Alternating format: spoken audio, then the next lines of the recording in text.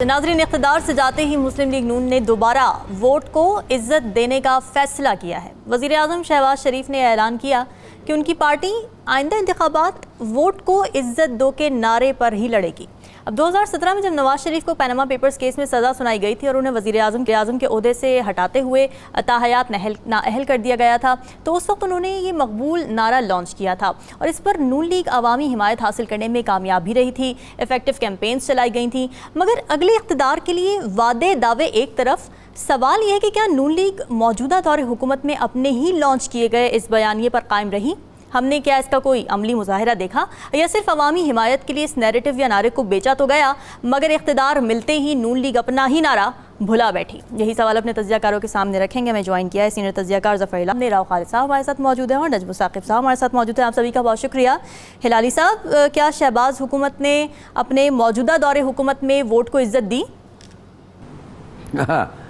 अगर देखिए रामीन, अगर ये इज्जत देते हैं तो जिस तरीके से इन्होंने वोट ऑफ कॉन्फिडेंस जीता था वो तो नहीं होता ना। वो तो एक बिल्कुल fraudulent vote of no confidence था और फौरन ये कहते नहीं हम ऐसे वोट, पहले तो वो करते ही नहीं उस किस्म की खरीद फरोख्त जो हुआ था, मगर उसके बाद कहते हम एक प्रॉपरली इलेक्टेड पार्लियामेंट चाहिए। अब अगर हमने जीत लिया है वोट ऑफ कॉन्फिडेंस इसका और इतने लोटे समेत 100 के नियरली 100 लोटास, तो हम समझते हैं कि लोगों को जिन्होंने इनको वोट किया था उनके लिए तो वो इनको उनके साथ नहीं ठहरे थे, लिहाजा we would like a new vote, we would like general elections. 3 साल हो गए हैं और हमें ये चाहिए। शायद लोग रिस्पेक्ट करते वो चीज़ नहीं। वो उन्होंने क्या किया, उन्होंने एक लोटोक्रेसी को प्रमोट किया। पार्लियामेंट जो आई वो सिस्टम को शर्म दिया, डेमोक्रेसी को शर्म दिया, पाकिस्तान को शर्म दिया। इस किस्म के पार्लियामेंट के साथ आप बैठे हुए हैं। और दूसरी बात ये है कि आप बिल पे बिल पास कर रहे हैं, क्वोरम नहीं है, कमेटी रीडिंग्स नहीं हो रही हैं, कोई पढ़ भी नहीं रहे हैं आप वो बिल्स और फिर पास कर रहे हैं। ये क्या है? ये तो उनके लोगों ने, एक सेनेटर मुश्ताक जो है वो कहने लगे कि इस किस्म के बिल्स के बाद पाकिस्तान पार्लियामेंट जो है वो रिडंडेंट हो गई है, हम इस किस्म के पार्लियामेंट नहीं चाहते। और वो अपने पीडीएम के लोग जैसे वो रब्बानी, खैर वो तो इस वक्त फाड़ के कहने लगा कि मैं कोर्टियर नहीं हूँ, मैं एक कुछ और हूँ, मगर सेनेटर ताहिर बिसेंजो ने कहा ये एक सिया चैप्टर है इन पाकिस्तानी हिस्ट्री। तो देखिए वो हो गया। और दूसरी बात ये है कि ये वोट को इज्जत दे रहे हैं। अच्छा, तो ये मुझे बताएं इन्होंने क्यों विड्रॉ किया हेल्थ कार्ड को? ये जो हेल्थ कार्ड जो विड्रॉल है, लोग मरे गए हैं। मैं तो समझता हूँ you can equate it with murder. एकदम आके कहने लगे अब हेल्थ कार्ड नहीं होगा, तो इसका मैं आपको बताता हूँ क्या हुआ। लोगों ने वो हार गए हैं, they've lost faith in the system और डेमोक्रेसी और इनकी लीडरशिप पे। मैं कहता हूँ सिर्फ इनकी नहीं, हमारे पाकिस्तान की लीडरशिप में, कि जब एक चीज़ आपको 70-75 साल के बाद एक पार्टी अगर एक ही अच्छी चीज़ की है वो ये था कि हेल्थ कार्ड, उसको उन्होंने निकाल देते हैं, फिर जाके एक दिन अनाउंस करते हैं कि no you can't have the health card. मगर ये कुछ नहीं। और भी देखें, अब फैमिन हो रहा है, पॉवर्टी हो रही है, शॉर्टेजेस हैं मुल्क में, मिडिल क्लास तो तबाही हो गया है और अपने आप पे खर्च रहे हैं पानी के तरह पैसे। I am spending money like literally like water। इनके अलाउंसेस देखें, इनके विजिट्स देखें। और आप रामीन मुझे प्लीज बताएं कौन सा गवर्नमेंट रहा है जो 38 special assistant to the prime ministers रखें? 38 ऑफ देम। बहुत बड़ी काबीना।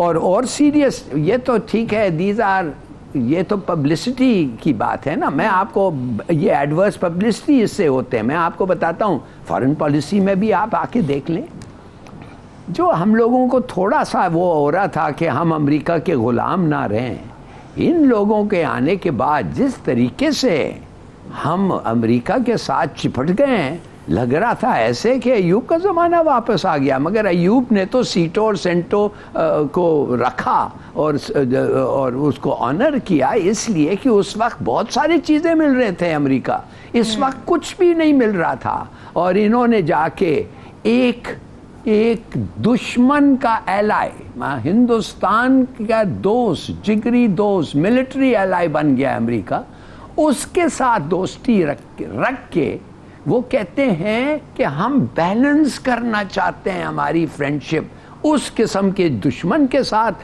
اور ایک قسم کا دوست جیسے چین ہمارا دوست رہا ہے۔ میں تو ڈر گیا ہوں، میں نے کہا کہ اس کے معنی دوستی اور دشمنی میں کوئی فائدہ ہی نہیں ہے، کوئی فرق ہی نہیں ہے۔ صحیح بات ہاؤ کم؟ بالکل ٹھیک ہے۔ اگر چین بھی تم ایکویٹ کر رہے ہو امریکہ کے طرح، then what are you؟ اور بھی میں جا سکتا ہوں، I mean for instance prices میں دیکھ لیں۔ نہیں، یہ باتیں بالکل ساری بڑی ٹھیک کی آپ نے ہلالی صاحب، اور میں یہاں پہ ذرا ایک ایڈ کر کے چیز اس کے طور پر استعمال کیا جا رہا ہے، اور پھر یہ بھی کہ الیکشن میں تاخیر کا سب سے زیادہ فائدہ ہوگا کسے؟ یہی سوال اپنے تجزیہ کاروں کے سامنے رکھیں گے۔ ہلالی صاحب، آپ کو کیا لگتا ہے کون ہوگا الیکشن میں تاخیر کا سب سے بڑا بینیفیشری؟